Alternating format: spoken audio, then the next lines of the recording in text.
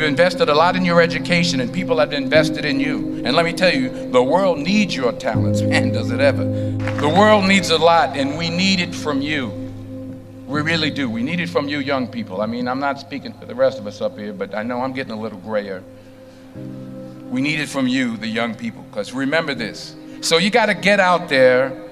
You got to give it everything you got, whether it's your time, your talent, your prayers, or your treasures. Because remember this, you will never see a U-Haul behind a hearse. I'll say it again. You will never see a U-Haul behind a hearse. You can't take it with you. The Egyptians tried it, and all they got was robbed.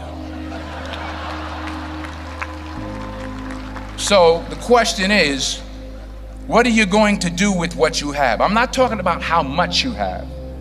Some of you are business majors, some of you are theologians, nurses, sociologists. Some of you have money, some of you have patience, some of you have kindness, some of you have love, some of you have the gift of long suffering. Whatever it is, whatever your gift is, what are you going to do with what you have?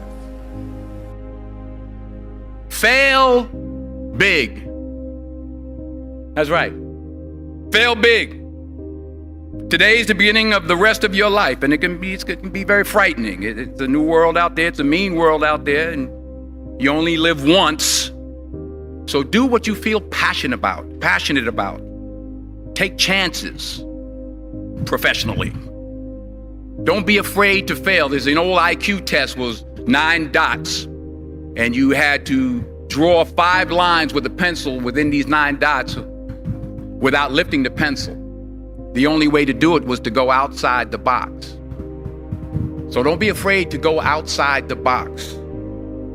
Don't be afraid to think outside the box. Don't be afraid to fail big, to dream big. But remember, dreams without goals are just dreams, and they ultimately fuel disappointment. So have dreams, but have goals. Life goals, yearly goals, monthly goals, daily goals. I try to give myself a goal every day. Sometimes it's just to not curse somebody out. Simple goals, but have goals. And understand that to achieve these goals, you must apply discipline and consistency. In order to achieve your goals, you must apply discipline, which you have already done, and consistency every day, not just on Tuesday and miss a few days. You have to work at it every day. You have to plan every day. You've heard the saying, we don't plan to fail, we fail to plan. Hard work works. Working really hard is what successful people do. And in this text, tweet, twerk world that you've grown up in, remember, just because you're doing a lot more doesn't mean you're getting a lot more done. Remember that. Just because you're doing a lot more doesn't mean you're getting a lot more done. Don't confuse movement with progress. My mother told me, she said, yeah, because you can run in place all the time and never get anywhere. So continue to strive, continue to have goals, continue to progress. I found that nothing in life is worthwhile unless you take risks. Nothing. Nelson Mandela said, there is no passion to be found playing small and settling for a life that's less than the one you're capable of living. Now, I'm sure in your experiences in school and applying to college and picking your major and deciding what you want to do with life, I'm sure people have told you to make sure you have something to fall back on. Make sure you got something to fall back on, honey. But I never understood that concept. having something to fall back on. If I'm going to fall, I don't want to fall back on anything except my faith. I want to fall forward. I figure at least this way I'll see what I'm going to hit. Fall forward. This is what I mean. Reggie Jackson struck out 2,600 times in his career, the most in the history of baseball. But you don't hear about the strikeouts. People remember the home runs. Fall forward. Thomas Edison conducted 1,000 failed experiments. Did you know that? I didn't know that. Because the 1,001st was the light bulb. Fall forward. Every failed experiment is one step closer to success. You've got to take risks, and I'm sure you've probably heard that before, but I want to talk to you about why that's so important. I got 3 reasons, and then you can pick up your iPhones. First, you will fail at some point in your life. Accept it. You will lose. You will embarrass yourself. You will suck at something. There's no doubt about it. And I know that's probably not a traditional message for a graduation ceremony, but hey, I'm telling you, embrace it, because it's inevitable. And I should know. In the acting business, you fail all the time. Early on in my career, I auditioned for a part in a Broadway musical.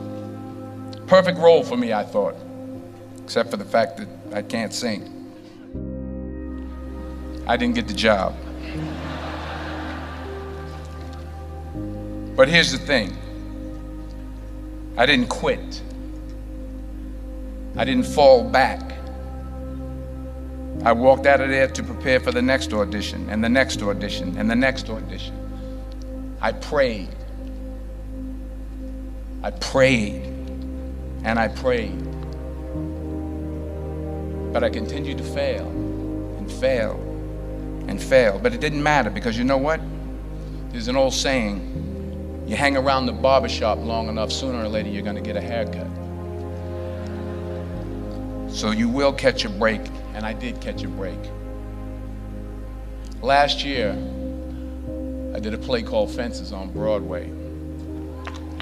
Someone talked about it. Won the Tony Award. And I didn't have to sing, by the way. But here's the kicker. It was at the Court Theater. It was at the same theater that I failed that first audition 30 years prior. The point is, and I'll pick up the pace, the point is, every graduate here today has the training and the talent to succeed. But do you have the guts to fail? Here's my second point about failure.